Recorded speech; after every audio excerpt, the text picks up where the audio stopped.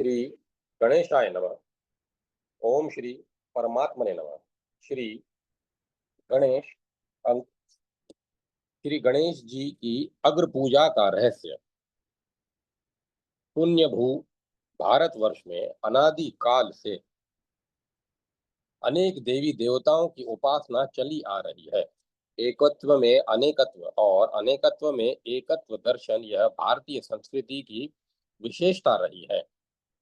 यह ऋग्वेद वचन इस विषय में प्रमाण है। एक ही परात्पर पर ब्रह्म अनंत नाम रूपात्मक सृष्टि की रचना में अनेकानेक रूप धारण कर लेते हैं। इनमें से अनेक रूप सृष्टि की नियामक शक्तियों के रूप में प्रकट होते हैं। इन्हीं को देवता कहा जाता है। यद्यपि इनका निरूपाधिक तात्विक स्वरूप एक ही है, तथापि त्रिगुणात्मक उपाधि भेद से इनके सृष्टिकालीन व्यवहारिक रूप और अधिकार भिन्न भिन्न हो जाते हैं। इन बातों को ध्यान में रखते हुए हमें प्रस्तुत स्थल में श्री गणेश जी का स्वरूप, उनका विशिष्ट अधिकार और उनकी अग्र पूजा का रहस्य समझना है। श्री गणेश जी अन्य देवताओं की अपेक्षा अपनी ऐसी अनोखी विशेषता रखते हैं जो अन्य देवी देवताओं में नहीं पाई जाती। ध्यान रहे, हमारा उद्देश्य अन्य देवताओं का महत्व कम बतलाने का न होकर केवल श्री गणेश जी की उक्त विशेषता का रहस्य प्रकट करने का है। श्री गणेश जी की यह विशेषता है उनकी अग्र पूजा का अधिकार। सभी लौकिक तथा धार्मिक कार्यों का प्रारंभ श्री गणेश जी के स्मरण तथा पूजन पूर्वक होता है। विशेषता तो यह है कि देव दानव मनुष्य गंधर्व तथा शिव वैष्णव आदि सभी से उन्हें यह सम्मान प्राप्त है। प्राचीन परंपरा के अनुसार बालक की शिक्षा का प्रारंभ श्री गणेशाय नमः इन श्री गणेश वंदनात्मक पदों से होता है। इसी प्रकार पत्र लेखादि का प्रारंभ श्री पूर्वक होता है। श्री विहीन पत्र अमंगल का घोतक समझा जाता है। यह श्री श्री गणेशाय नमः का ही संक्षिप्त रूप है। ये सब बातें प्राय परंपरा का अनुसरण करके ही की जाती हैं, किंतु जो बात आंतरिक शास्त्रीय रहस्य समझकर की जाती है वह अधिक फलदायिनी होती है और उसी में सच्ची एवं स्थायी श्रद्धा उत्पन्न होती है। इसी आशय से छंदोग्य श्रुति कहती है, यही रहस्य हमें यहाँ विशद रूप से बताना है। श्री गणेश जी की अग्र पूजा के मूल में गहरा शास्त्रीय रहस्य है। इसका अनुभव हम अपने दैनंदिन जीवन में कर सकते हैं। किसी भी कार्य सिद्धि के लिए समुचित कारण सामग्री जुटानी पड़ती है, किंतु कई बार अनुभव में यह आता है कि लौकिक प्रयत्नों की पराकाष्ठा होने पर भी ऐन मौके पर कोई न कोई विघ्न बाधा उपस्थित हो जाती है और बना बनाया काम बिगड़ जाता है। सारे प्रयत्नों पर पानी फिरकर सब गुड़ गोबर हो जाता है। इस विघ्न बाधा को शास्त्रीय परिभाषा में प्रतिबंधक कहा गया है। कार्य सिद्धि के हेतु कारण सामग्री में किसी भी प्रकार के प्रतिबंधक का न होना, प्रतिबंधक का भाव होना एक महत्व का घटक माना गया है। इसी आशय से न्याय शास्त्र कहता है, इस प्रकार का प्रतिबंध का भाव होने पर हम कहते हैं कि अमुक कार्य निर्विघ्न रूप से पूर्ण हो गया। इसके साथ एक और बात होती है, किसी कार्य के प्रतिबंधक उत्पन्न न होकर उसका निर्विघ्न रूप से जैसे तैसे पूरा होना एक बात है, किंतु उज्जवल यश और पूर्ण सफलता के साथ उस काम का पूरा होना दूसरी बात है। पहली बात दोषा भाव रूप है तो दूसरी गुणाधान रूप। किसी भी कार्य के करते समय मनुष्य यह दोहरी अभिलाषा रखता है कि उसका अंगीकृत कार्य निर्विघ्न रूप से संपन्न हो, साथ ही वह भली भांति सफल होकर यश प्रदायक भी हो। मनुष्य की यह इच्छा स्वाभाविक है, अतएव वह इसकी पूर्ति में कोई कसर नहीं उठा रखता। किंतु मानव के ये प्रयत्न अनेक कारणों से ज्ञात अज्ञात, लौकिक अलौकिक, दृष्ट अदृष्ट, अनेक प्रकार की मर्यादाओं से ग्रस्त होते हैं। कार्य आरंभ से पूर्व इनका आकलन मनुष्य की शक्ति के बाहर की बात होती है। इसके अतीन्द्रिय एवं लौकिक ज्ञान का विषय होने के कारण मानवीय मन और वचन यहाँ कुंठित हो जाते हैं। अतएव अपनी अभिष्ट सिद्धि के लिए वह करक्षण शास्त्र शरण होकर देवी सहारा ढूंढता है। प्रातिभ आर्ष ज्ञान से संपन्न होने के कारण हमारे त्रिकालज्ञ ऋषि मुनियों ने ज्ञान साधारण के कल्याणार्थ, जन साधारण के कल्याणार्थ स्मृतियों, पुराणों तथा शास्त्रों में इन बातों का रहस्य प्रकट किया है। इनमें देवत कांड एक महत्व का विषय है। सृष्टि के संदर्भ में परब्रह्म परमात्मा की अनेक शक्तियां अनेक रूपों में कार्यकारी होती है। यथा सृष्टि की उत्पत्ति, स्थिति तथा लय ये क्रमशः ब्रह्मा, विष्णु तथा महेश द्वारा होते हैं। इन देवताओं में श्री गणेश जी भी एक है। सृष्टि की सुचारू व्यवस्था के लिए विघ्नों का विभाग आपके हिस्से में आया है। आप विघ्नाधिपति, विघ्नेश तथा विघ्न नायक हैं। विघ्न करना, उन्हें हरण करना तथा मंगल करना, ये सब काम आपके जिम्मे है। पर पीड़क, पाप परायण एवं आसुरी संपत्ति से युक्त अभक्तों के कार्यों में अनेक प्रकार के विघ्न उपस्थित करके आप उनके कुत्सित मनोरथ विफल कर देते हैं। परहित रत, सत्प्रवृत्त एवं पुण्यात्मा भक्तों के कार्य आप निर्विघ्न पूर्ण कर देते हैं और रिद्धि सिद्धि के भी दाता होने के कारण आप उनका सब तरह से मंगल करते हैं। इनके कारण आप सर्व विघ्न हरण, सर्व काम फलप्रद, अनंतानंत सुखद और सुमंगल मंगल कहे गए हैं। श्री गणेश सहस्त्र नाम में आपके स्वरूप वाचक इन नामों का उल्लेख है।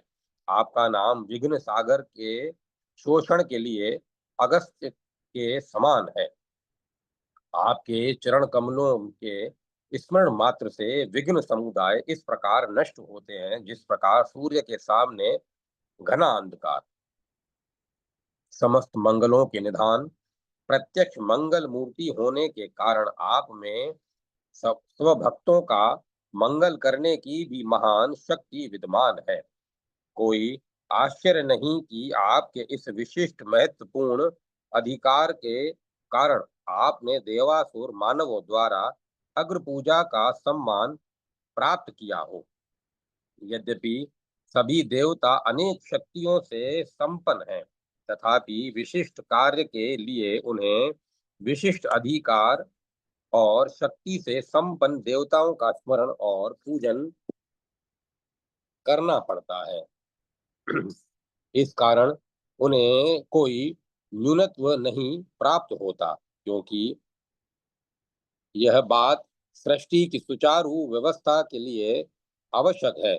उदाहरणार्थ, किसी भी देश के राजा, अध्यक्ष या प्रधान मंत्री का शासन में सर्वोपरि महत्व होता है, तथापि वह स्वयं सीधे खजाने में से चाहे जब और चाहे जितना द्रव्य नहीं ले सकता। उसे नियमानुसार अर्थ मंत्री तथा कोषाध्यक्ष के द्वारा ही यह काम कराना पड़ता है। देश की रक्षा के लिए उसे सेनापति से ही परामर्श करना पड़ता है। यही कारण है कि श्री राम, कृष्ण आदि अवतार कोटि के महापुरुष भी संध्या वंदन आदि नित्य कर्म करते हुए पाए जाते हैं। भगवत पूज्य पाद श्री शंकराचार्य जैसे अवतार कोटि के महापुरुषों को भी हम एक निर्धन भक्त की आर्थिक सहायता के लिए कनक धारा स्तोत्र द्वारा श्री लक्ष्मी जी की स्तुति करते हुए पाते हैं। इसी न्याय से असुर, देव एवं मानव सभी प्रारंभिक कार्य की निर्विघ्न तथा सुमंगल युक्त समाप्ति के लिए विघ्नहर्ता मंगलकर्ता श्री गणेश जी का विधिवत स्मरण पूजन करे तो इसमें आश्चर्य ही क्या है। भारतीय देवता कांड की उक्त विशेषता एक आपाततः विनोदपूर्ण उदाहरण से देखी जा सकती है। भगवान श्री शंकर जी का श्री पार्वती जी के साथ मंगल विवाह का प्रसंग है।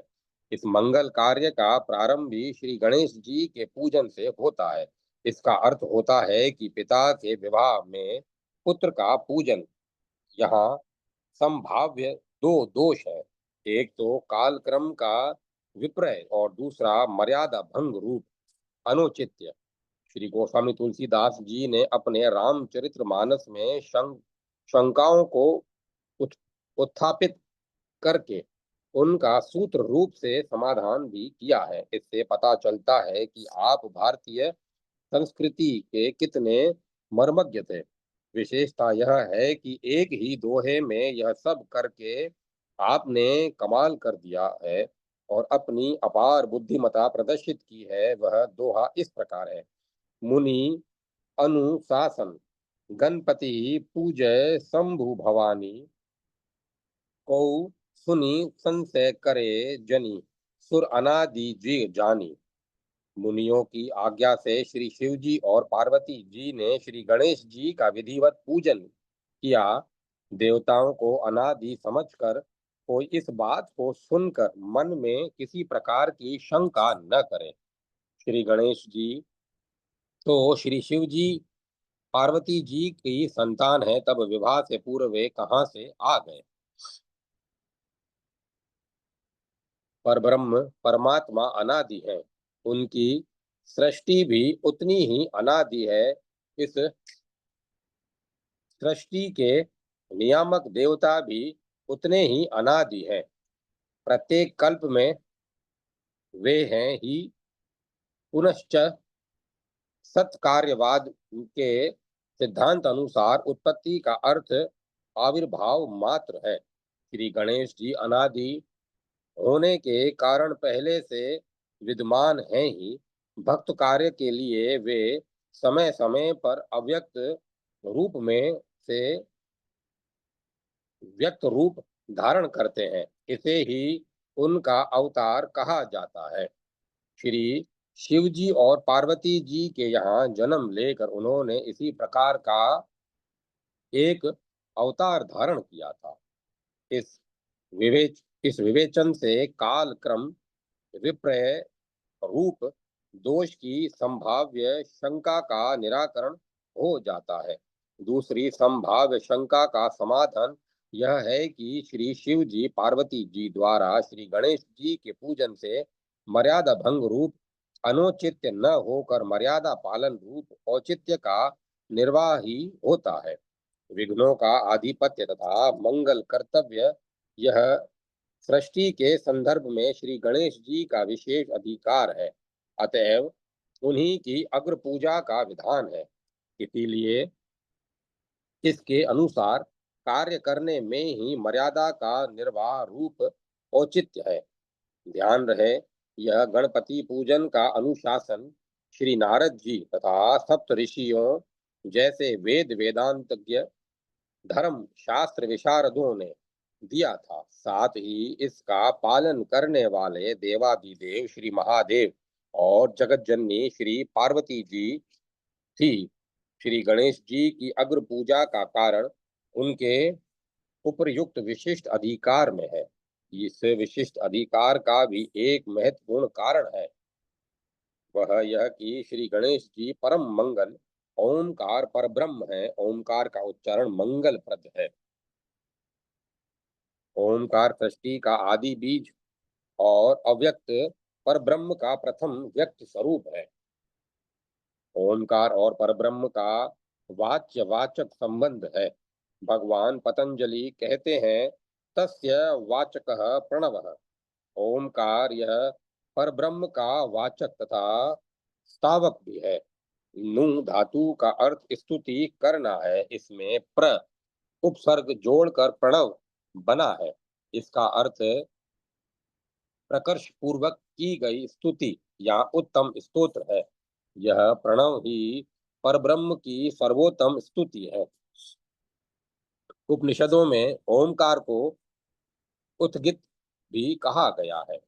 छंदोग्य निषद में लिखा है कि देवताओं ने ओमकार का आश्रय लेकर ही मृत्यु पर विजय प्राप्त की। मांडूक उपनिषद में बतलाया गया है कि चराचर सृष्टि का रहस्य ओमकार में ही समाया हुआ है। इस आशय का निम्न श्लोक है। श्री गणेश जी के श्री विग्रह का एक भाग गजमुख एकाक्षर पर ब्रह्म रूप ओमकार का ही प्रतीक है। केवल इस ब्रह्म रूप को देखकर कुछ विद्वान भी ब्रह्म में पड़ गए और श्री गणेश जी को अनार्यों के देव मान बैठे। वैदिक सनातन धर्म में रूढ़ प्रतीकोपासना का रहस्य यथार्थ रूप से समझने से इस भ्रांत धारणा का निरस हो जाता है। गणेशोत्तरतापिनी उपनिषद में यह रहस्य समय सम्यक्तया प्रकट किया गया है। इसी प्रकार गणेश पुराण में भी हम श्री गजानंद के ओमकार स्वरूप का वर्णन पाते हैं। श्री गणपत्यथर्व शीर्ष में भी श्री गणेश जी को ओमकार का व्यक्त स्वरूप कहा गया है। श्री गणेश भक्त चतुर्थी का व्रत करते हैं। यह व्रत श्री गणेश जी के विशुद्ध तुर्य रूप की ओर संकेत करता है। श्री गणेश जी के पवित्र श्री विग्रह के अंग प्रत्यंग उनका मूषक वाहन उनकी उपासना के विभिन्न उपकरण आदि प्रतीक रूप है। उनके उनमें गहरा तात्विक अर्थ भरा हुआ है। खेद की बात तो यह है कि पाश्चात्य देशों के विधर्मी लोग इस प्रतीकोपासना के रहस्य को यथार्थ रूप में समझते हैं, किंतु स्वयं हमारे देशवासी इस विषय में अनेक भ्रांत धारणाएं बना लेते हैं। कैलिस गेठी ने श्री गणेश जी पर एक पुस्तक लिखी है। प्रस्तुत संदर्भ में उसका निम्न अवतरण दृष्टव्य है। इसका अर्थ यह है कि प्राच्य बुद्धि की कल्पना को समझने में हम असमर्थ हैं।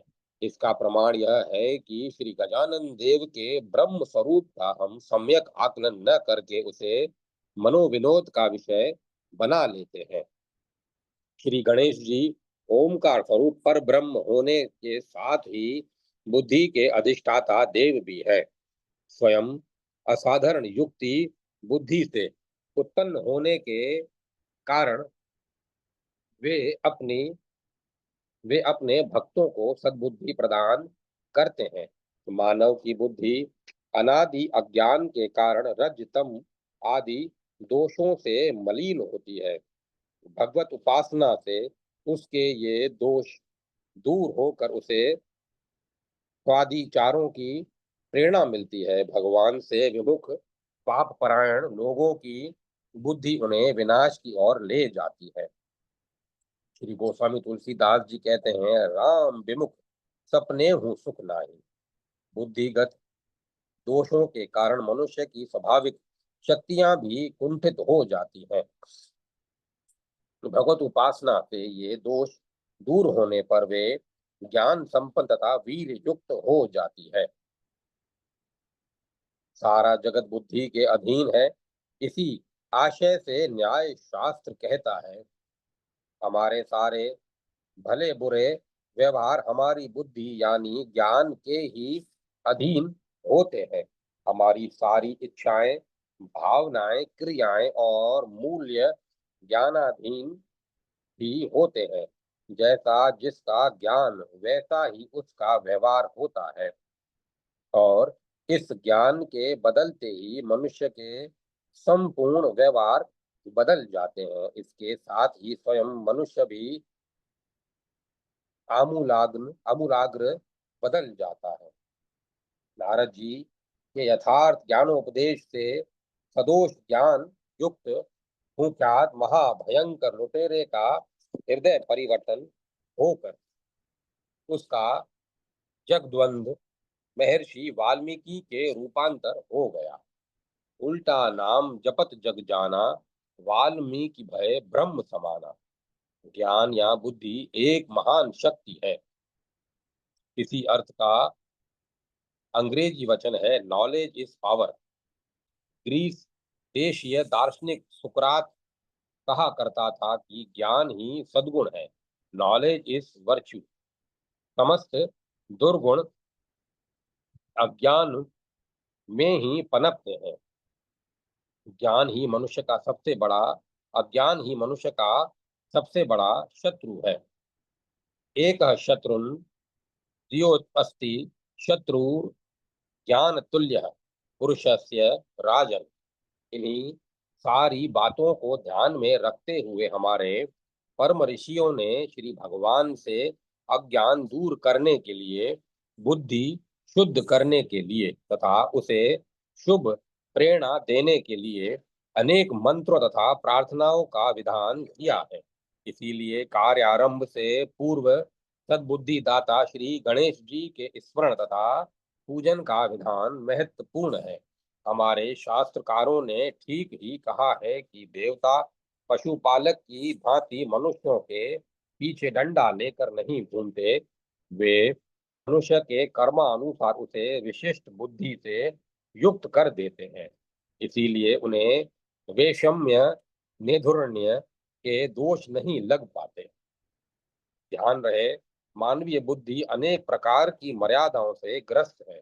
मनुष्य का ज्ञान इतना सीमित होता है कि उसे एक साधारण सी दीवार की ओट में क्या है अथवा अगले क्षण क्या होगा इसका पता नहीं होता। किंतु उसका अहंकार इतना प्रबल होता है कि वह अपने आप को जरा से ज्ञान के बल पर सर्वज्ञ समझने लगता है और बड़ी बड़ी ढींगे हाँकने लगता है। यह अहंकार मनुष्य का प्रबल शत्रु है, जिसे हृत सत्य रूप नियति चूर्ण किए बिना नहीं रहती। इसके वैदिक तथा लौकिक अनेक उदाहरण प्रसिद्ध हैं। अनेकों केनोपनिषद में इस विषय में एक सुंदर कथा है। परात्पर परब्रह्म की शक्ति पाकर देवताओं ने दानव पर विजय प्राप्त की। इस विजय से वे फूल उठे और परब्रह्म की कृपा को भूलकर अहंकार से ग्रस्त होकर अपनी ही शक्तियों को इस विजय का कारण समझने लगे। इस अहंकार में देवताओं के विनाश का बीज देखकर परब्रह्म ने उनके इस अहंकार को दूर करने का निश्चय किया। उन्होंने देवताओं के सामने प्रकट होकर उनके सामर्थ्य की परीक्षा ली और उन्हें दिखला दिया कि वे अपना पूर्ण बल आजमाने पर भी जरा से तिनके को न तो जला सकते हैं और न टस से मस कर सकते हैं। इतिहास पुराण आदि में भी इस प्रकार के अनेक उदाहरण पाए जाते हैं। मानवीय इतिहास में इस अहंकार के चूर्ण होने का सुप्रसिद्ध उदाहरण अंग्रेजों द्वारा निर्मित टाइटैनिक टाइटैनिक नामक जहाज का है। टाइटैनिक नामक जहाज अपने समय का यह सबसे बड़ा जहाज था और सब प्रकार की सुविधाओं से तथा आमोद प्रमोद के साधनों से युक्त था। इसके निर्माताओं का दावा था कि बड़े से बड़ा तूफान भी उसका कुछ बिगाड़ नहीं सकता, किंतु हाँ हंत उसकी पहली यात्रा में ही 15 अप्रैल सन 1912 की काल रात्रि में जब कि उसके बड़े बड़े शाही मुसाफिर आमोद प्रमोद आदि में मग्न थे, वह एक प्रचंड हिमशिला से टकराया और लगभग 1500 गणमान्य मुसाफिरों के साथ देखते ही देखते डूब गया और अपने साथ ही ले डूबा उसके निर्माताओं का अहंकार। इससे अधिक ताजी घटना है अमेरिका के अंतरिक्ष यान की। कुछ ही वर्ष पूर्व जब वह संकट में पड़ गया तब उसकी सुरक्षा के लिए दुनिया भर में प्रार्थना की गई। उसके फलस्वरूप वह पृथ्वी पर सुरक्षित रूप से वापस आ गया। इस प्रकार के अज्ञात संकट के उपस्थित होने पर जड़वाद के समर्थक निरीश्वरवादी रूस के अंतरिक्ष वीर काल कवलित हुए। ये दोनों घटनाएं प्रस्तुत संदर्भ में आंखें खोलने वाली हैं। इन्हीं सारी बातों का विचार करके हमारे त्रिकालज्ञ परम ऋषियों ने संकट और दुखों के प्राग भाव परिपालन के लिए और सब प्रकार की मंगल सिद्धि के लिए विघ्नहर्ता मंगलकर्ता बुद्धिदाता बुद्धि सिद्धि पति श्री गणेश जी की अग्र पूजा का विधान किया है। श्री गोस्वामी तुलसीदास जी इसी आशय से कहते हैं, गाइए गणपति जगबंदन शंकर सुवन भवानी नंदन सिद्धि सदन गजबदन विनायक कृपा सिंधु सुंदर सब लायक मोदक प्रिय मुद मंगल दाता विद्या बारिदी बुद्धि विधाता मांगत तुलसीदास कर जोरे बसहि राम सिय मानस मोरे। जय माता सरस्वती। जय माता सरस्वती। श्री गणेश के रूप की विशेषता तथा उपासना के कुछ विशेषांक जो ज्ञान तथा आनंद के स्वरूप हैं। विनिर्मल स्फटिक तुल्य जिनकी आकृति है, जो समस्त विद्याओं के परमाधार हैं, इन श्री है गिरव जी की मैं उपासना करता हूँ। जिनको संत लोग आग ओमकार कहते हैं।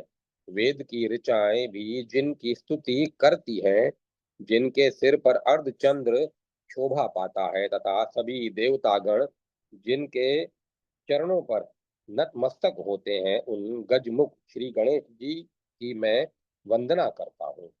श्री गणेश जी की आराधना अनादि काल से भारत में प्रचलित है।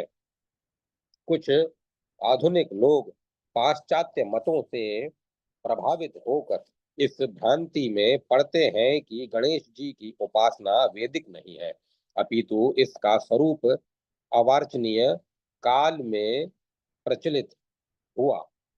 लेकिन वेद तथा अरण्यकों में गणपति मंत्र तथा गणपति गायत्री की उपलब्धि होती है, जिनके अध्ययन से ज्ञात होता है कि गणपति उपासना वेद विहित है।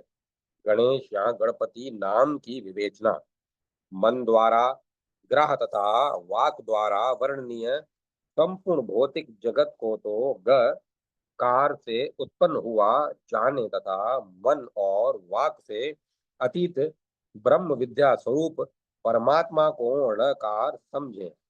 अध्यात्म विद्या परमात्मा का स्वरूप है। परमात्मा के चिंतन तथा वर्णन में मन तथा वाणी समर्थ नहीं है। इस भौतिक जगत तथा आध्यात्मिक विद्या के स्वामी गणेश कहलाते हैं। गकार संप्रज्ञात संप्रज्ञात समाधि के तथा णकार असंप्रज्ञात समाधि के स्वरूप है। इन दोनों के स्वामी गणेश कहलाते हैं।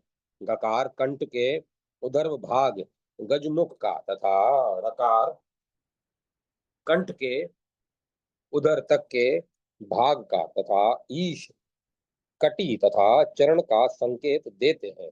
गजानन होने का रहस्य गकार से गमन लय और जकार से जन्य उत्पत्ति की ओर संकेत किया गया है।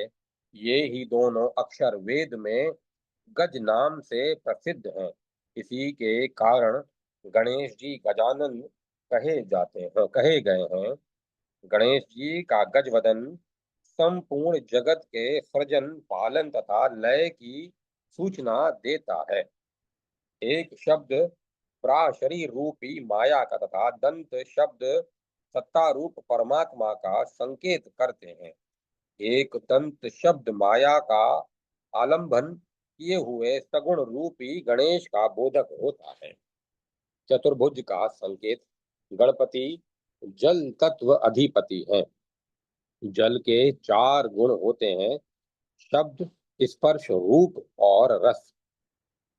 सृष्टि चार प्रकार की होती है: स्वधज, अंडज, उद्भिज तथा जरायुज।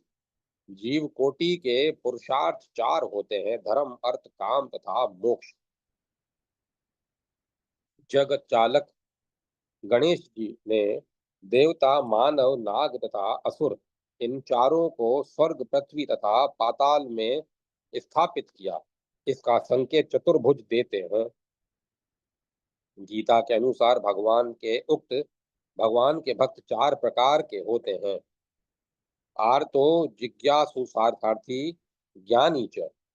भगवत प्राप्ति के भी चार तरह के साधन परम गुहा रूप में गीता में प्रतिपादित हैं: मनमना भव, मदोद्भक्तो, मदा मगाजी माम नमस्कुरु।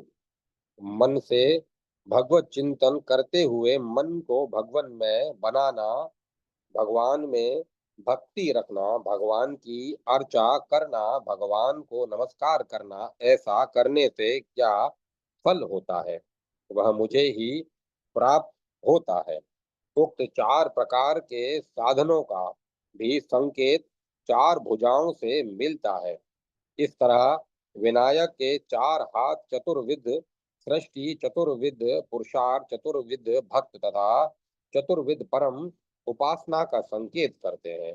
गणेश जी के आयुध साधारणतया गणेश जी के चार आयुध होते हैं: पाश, अंकुश, वरद हस्त तथा अभय हस्त।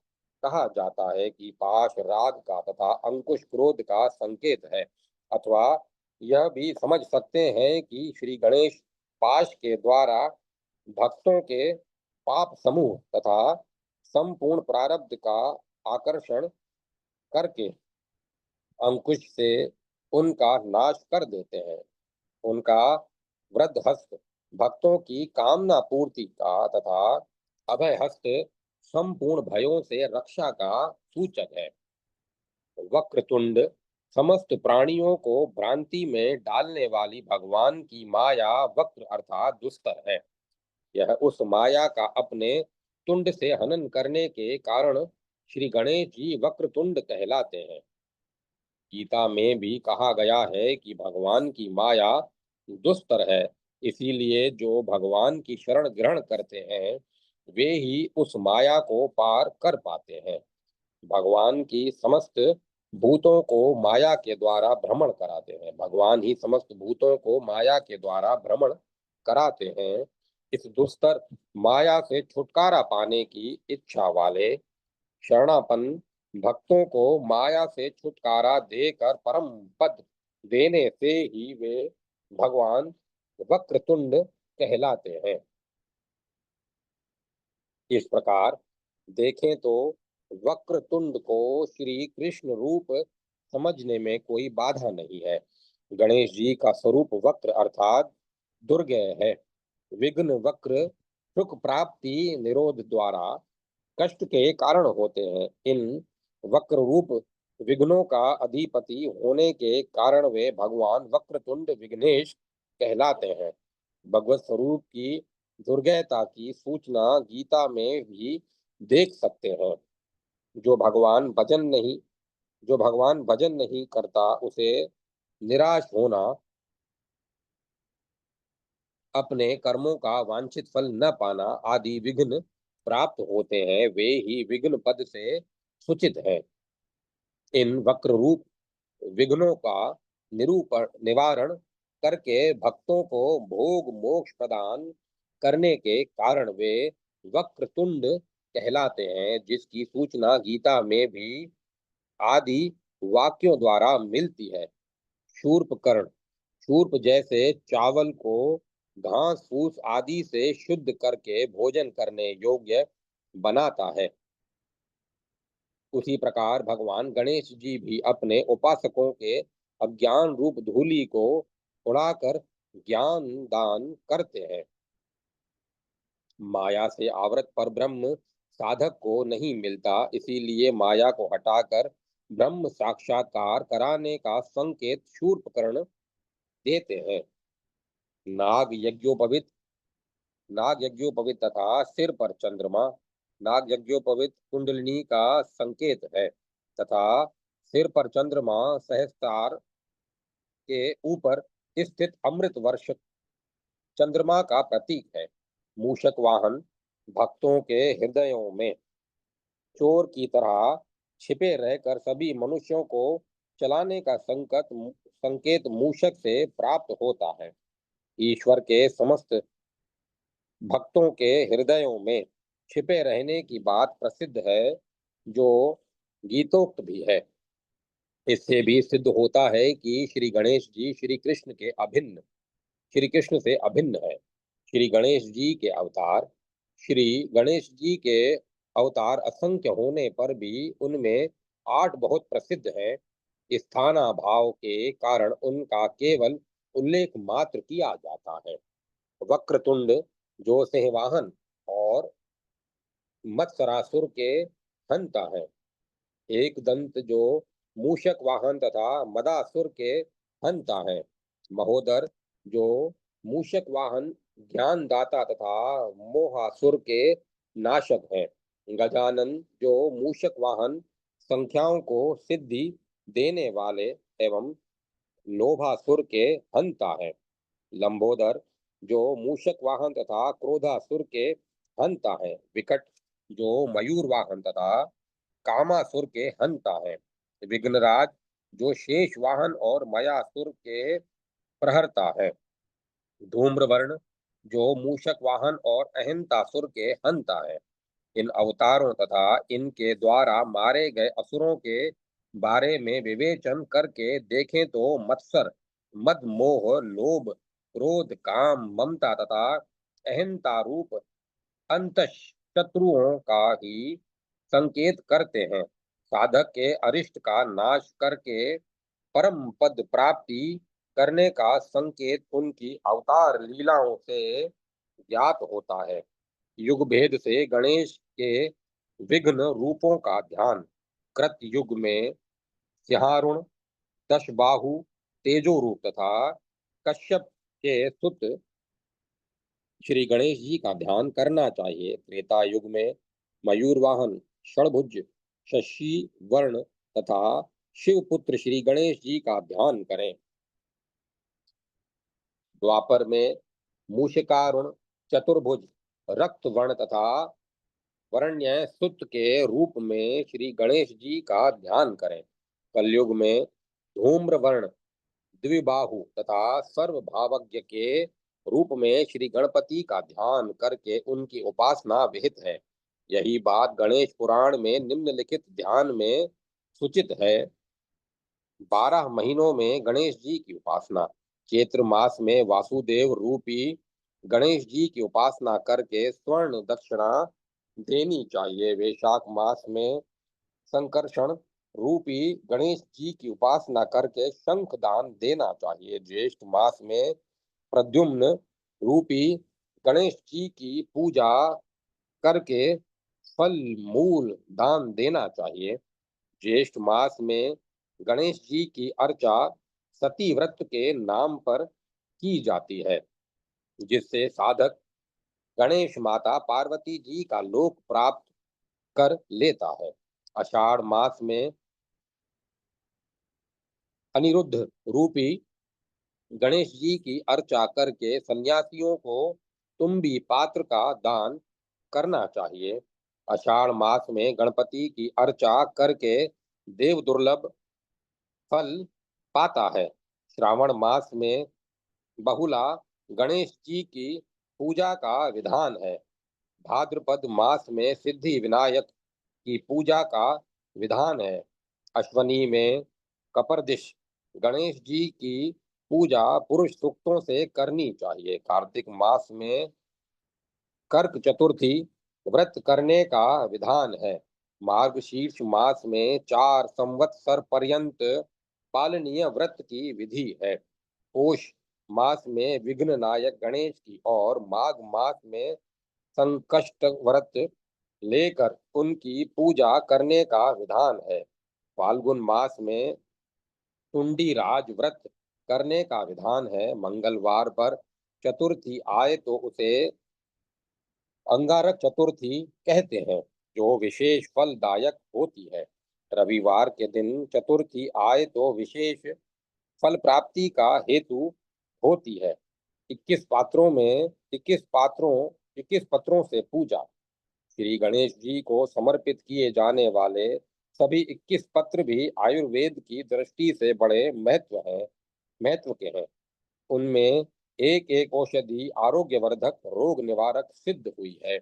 विशेषकर ध्रुवा तो पुष्टिदायक, सगो वर्णहर, स्वर्ण कारक, सर्व दोष हर कहलाती है, जो विशेष रूप से गणपति की पूजा में प्रयुक्त होती है। अभी समाचार पत्रों में आया है कि ध्रुवा में प्रोटीन बहुत अधिक है। 1 हेक्टर के उपजने वाले धान के अतिरिक्त घास में कम से कम 5 गुना प्रोटीन अधिक होते हैं। मद्रास के समीप घास से बिस्कुट रोटी बनाने वाला कर्मागार भी काम करता है। अन्य पत्रों का वैज्ञानिक विवेचन स्थानाभाव के कारण नहीं किया जा रहा है। जंतु मुख वाले कुछ प्रधान देवता पहले सर्वांगपूर्ण पुरुष रूप से प्रकट होकर कारण विशेष से सिर कट जाने पर अन्य किसी जंतु का सिर लगाए जाने से प्रसिद्ध हुए देवताओं में भगवान है गिर्व तथा गणपति प्रधान है। दक्ष प्रजापति को भी मेष का सिर लगाया गया था, तो भी उनकी आराधना प्रचलित नहीं दिखती।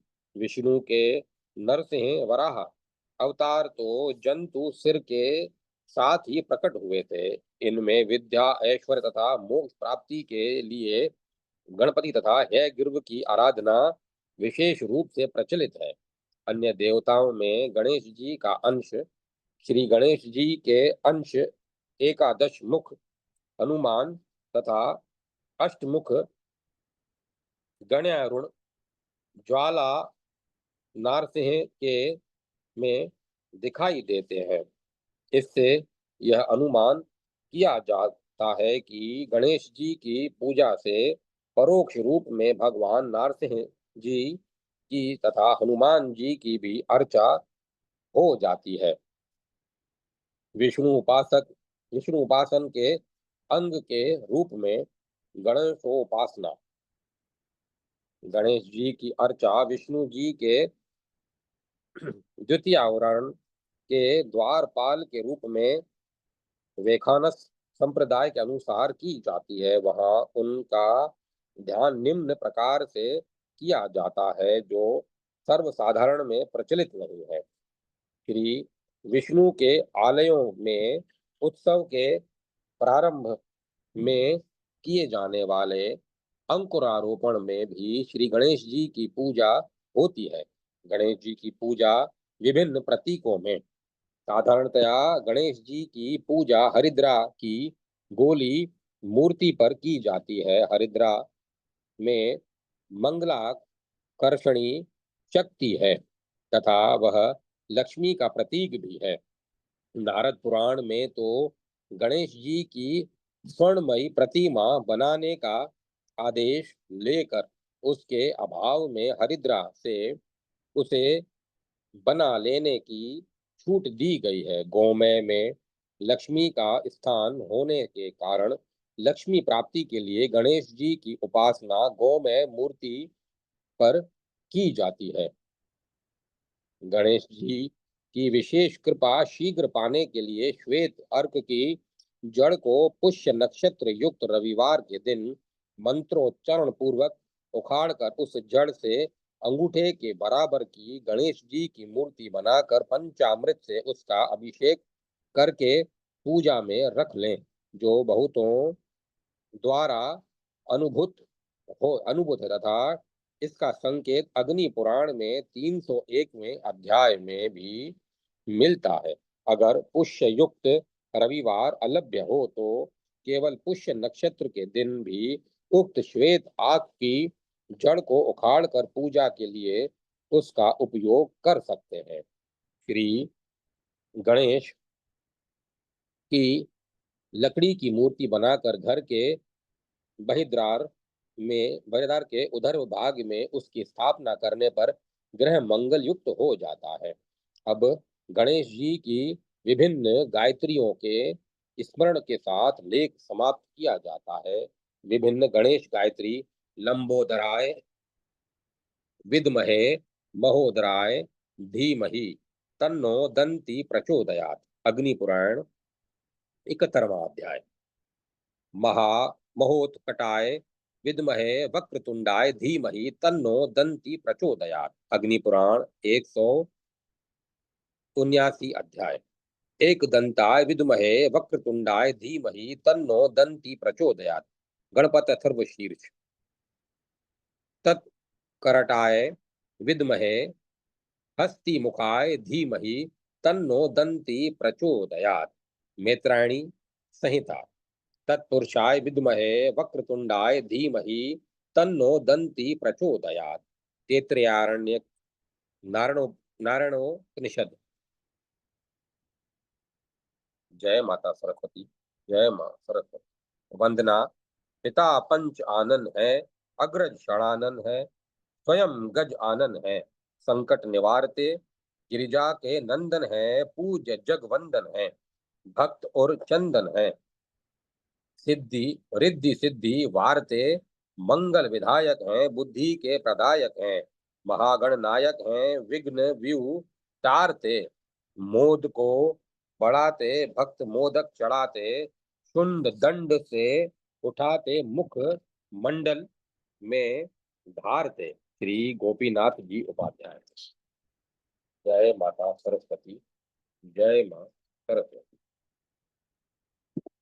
कलो चंडी विनायको। चीरकाल से पवित्र हमारा भारत देश अध्यात्म में शक्ति संपन्न रहा है, क्योंकि हमारे पूर्वजों ने ऐसे अनेक पर्वों को प्रवर्तित किया है जिनमें सेतु से लेकर हिमाचल पर्यंत एक ही रीति से उत्सव मनाए जाते हैं। इति कर्तव्यता इति कर्तव्यता में भेद हो सकता है, किंतु प्रधान में कोई भेद नहीं है।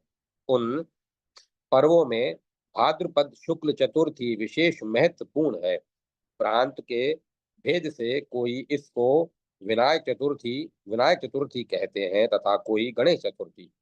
विनायक रहस्य: कली में चंडी और विनायक शीघ्र फलप्रद देवता माने गए हैं। सभी कार्यों के आरंभ में विनायक की पूजा अवश्य होती है। इसको गणेश पूजन कहते हैं। विनायक शब्द के विशिष्ट नायक विगत है। नायक नियंता, जिसका अथवा विशेष रूप से ले जाने वाला अर्थ है होते हैं। वैदिक मत में सभी कार्यों के आरंभ में जिस देवता का पूजन होता है वह विनायक है। विनायक की पूजा प्रांत भेद से सुपारी, पत्थर, मिट्टी, हल्दी की बुकनी, गौ ध्रुवा आदि में आवन आदि के द्वारा होती है। इससे पता लगता है कि इन सभी पार्थिव वस्तुओं में यह देवता व्याप्त है। इस देवता के अनेक नाम हैं। उनमें विनायक शब्द एक विलक्षण अर्थ का प्रात्यायक है। विनायक चतुर्थी का व्रत या उत्सव सिंहस्थ सूर्य भाद्रपद शुक्ल चतुर्थी और हस्त नक्षत्र के योग में होता है। यह याग यदि बुधवार में पड़ जाए तो इसका विशेष महत्व माना जाता है। इस तत्व को विनायक शब्द अवगत कराता है। क ट प आदि संख्या शास्त्र के अनुसार वि 4, ना यह 1, क 1, इन संख्या का योग 6 होता है। यह यह वक्रतुंड षडक्षरी मूल मंत्र का परिचायक है। अंकानाम वाम तो गति है। इस शास्त्रीय नियम से 1104 संख्या प्राप्त होती है।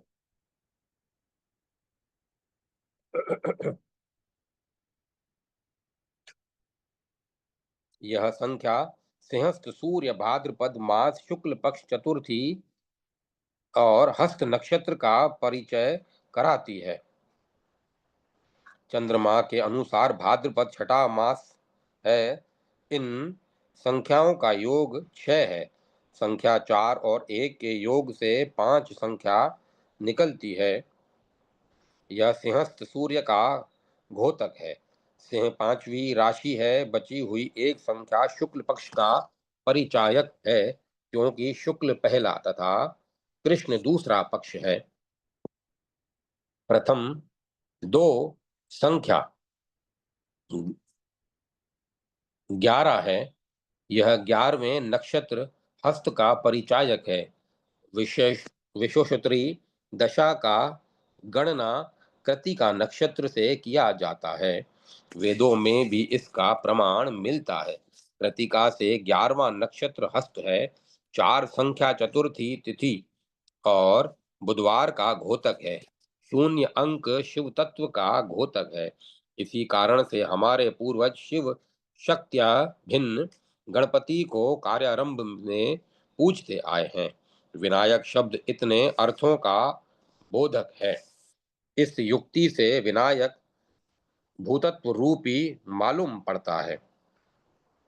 महो मूलाधारे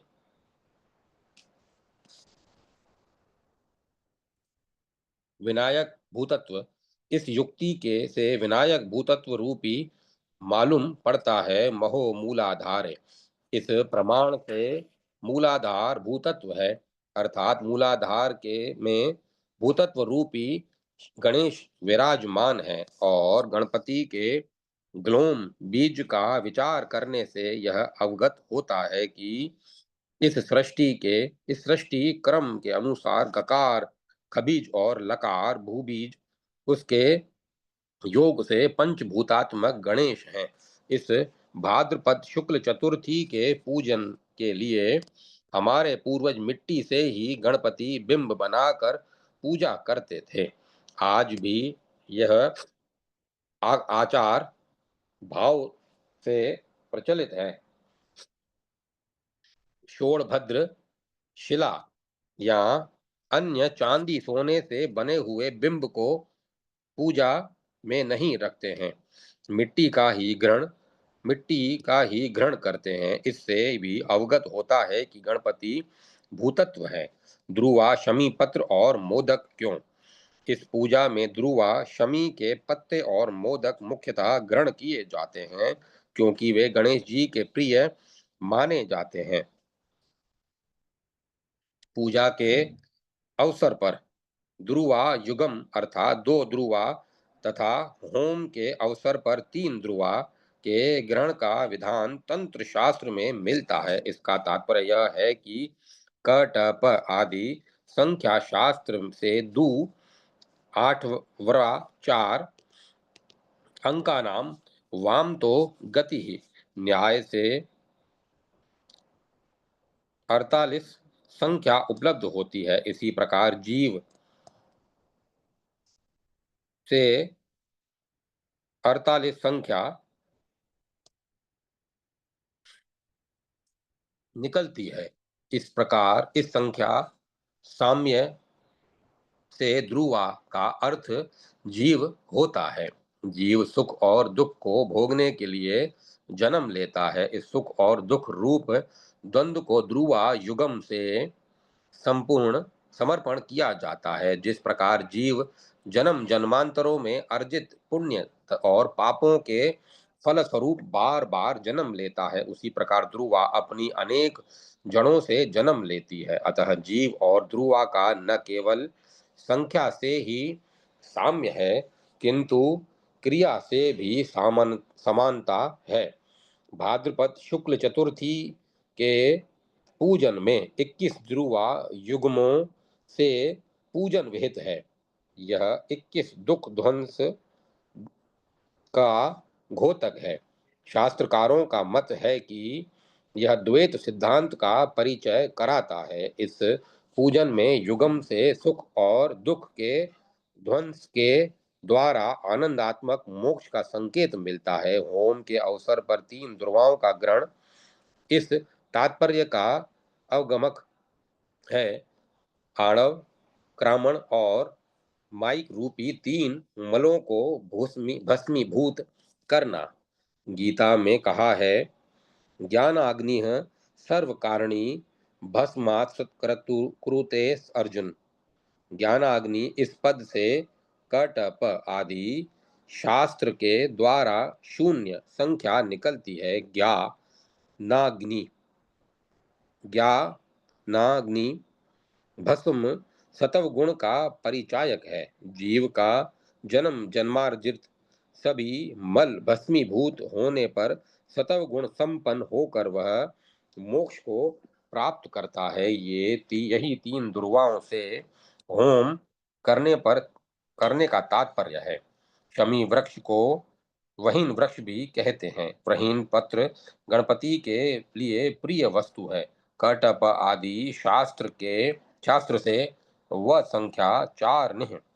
शिक्षा ग्रंथों में ह्री अक्षर को ह्रीम हराम के रूप में उच्चारण के लिए व्यवस्था मिलती है। अतः इन्ह का शून्य अंक है। यह शिव का घोतक है। परा, पश्यंती मध्यमा और वेखरी की 4 संख्या का परिचायक है। शिक्षा ग्रंथों में शब्द के मूलाधार से निकलकर मूर्धा, कंठ और तालवादिकों से संबद्ध होकर मुख से निकलने का प्रकार लिखा है। पहले कहा जा चुका है कि भूतत्व रूपी गणेश का मूलाधार स्थान है। इस प्रकार जानकर विघ्न पत्र से विनायक को पूजने से जीव ब्रह्म भाव को प्राप्त कर सकता है। अब मोदक क्या वस्तु है जो गणेश जी को परम प्रिय है? मोद आनंद की मोदक है। आनंदो मोद प्रमोद श्रुति है। इसका परिचायक है मोदक। मोदक का निर्माण 2-3 प्रकार से होता है। कई लोग बेसन को भूंजकर चीनी का चाशनी बनाकर लड्डू बनाते हैं, इसको मोदक कहते हैं। यह मूंग के आटे से भी बनाया जाता है। कतिपय लोग गरी या नारियल के चूर्ण को गुड़ पाक कर गेहूं, जौ या चावल से आटे को सान कर कवच बनाकर उसमें सिद्ध गुड़ पाक को थोड़ा रखकर घी से तल लेते हैं या वाष्प से पकाते हैं। आटे के कवच से जिस गुड़ पाक को रखते हैं उसका पूर्णम नाम है। पूर्णम से 51 संख्या निकलती है। यह संख्या अकारादि 51 अक्षरों की परिचायक है। यही तंत्र शास्त्र में मातृका कहलाती है। न शिरति अक्षरम, नाश रहित परिपूर्ण सच्चिदानंद ब्रह्म शक्ति का यह घोतक है। पूर्ण ब्रह्मत्व माया से आच्छादित होने से वह दिखता नहीं। यह हमें मोदक सिखलाता है। गुणपाक आनंदप्रद है, उसको आटे का कवच छिपाता है। यह आस्वाद से ही गम्य है। इसी प्रकार ब्रह्म तत्व स्थानुभूव में गम्य है। विनायक भगवान के हाथ में इस मोदक को रखते हैं तो वे स्वाधीन माय, स्वाधीन प्रपंच आदि शब्दों में व्यर्थ होते हैं। यही ध्रुवा वृहन मोदक का तात्पर्य है। सांस्कृतिक तत्व, इस पंचभूतात्मक प्रपंच को जब पंचभूतों के रूप में देखते हैं तब ब्रह्म तत्व का ज्ञान नहीं है, और जब हम पंचभूतों को ब्रह्म के रूप में देखते हैं तो पंचभूत नहीं है। दृष्टि का ही यह भेद है। वस्तु एक है, वह परिपूर्ण है। यही तत्व विनायक है। यही हमारी संस्कृति है। श्री विद्या के उपासक सर्वप्रथम गणेश जी की पूजा करते हैं, लेकिन इस पूजा का वे गणेश पूजा या विनायक पूजा के नाम से व्यवहार नहीं करते, किंतु महागणपति सपर्या शब्द से व्यवहार करते हैं। इस प्रकार के व्यवहार में एक महान तात्पर्य है। यह गौड़पाद का सूत्र है। यह मनु दो प्रकार का है। यह एक संबोधनांत गणपते पद से और दूसरा चतुर्थ्यंत गणपते घटित है। श्री विद्या के उपासक संबोधनांत मंत्र का जप करते हैं जो मुक्षुक्षु हैं, वे चतुर्थ्यंत मंत्र को जपते हैं। ऐसा प्रमाण मिलता है क ट प आदि रीति से। महागणपति शब्द में म 5 हा 8 ग 3 ड़ 5 प 1 ती 6 इन संख्याओं के योग से 28 संख्या लब्ध होती है। यह महाषोडशी का परिचायक है। इसी प्रकार घ 3 ऋण 5 प 1 ती 6 इनके योग से 15 संख्या निकलती है। यह पंचदशाक्षरी का घोतक है। अतएव श्री विद्या के साथ महागणपति का दृढ़तर संबंध व्यक्त होता है। जो श्री विद्या के उपासक नहीं है उनके लिए विनायक पूजन भाद्रपद शुक्ल चतुर्थी में विहित है। आचार में श्री विद्या के उपासक भी भाद्रपद शुक्ल चतुर्थी व्रत को करने वाले मिलते हैं। इस प्रकार के रहस्य को ध्यान में रखते हुए हमारे चिरंतन महात्मा पूजन आदि से आध्यात्मिक शक्ति का उपार्जन करते थे। हमारी हिंदू जनता का न केवल यह प्रतीक है किंतु एकता के लिए महान साधन है। हम सभी इस दृष्टि से भाद्रपद शुक्ल चतुर्थी में विनायक के पूजन से एकता को प्राप्त कर भारतवर्ष में उन्नयन में भागीदार बने। जय माता सरस्वती। जय माता सरस्वती। ओम नमः शिवाय। ओम नमो भगवते वासुदेवाय। ओम नमो नारायण। ओम तत्सत। ओम तत्सत। ओम। कथा को विराम दिया जाता है।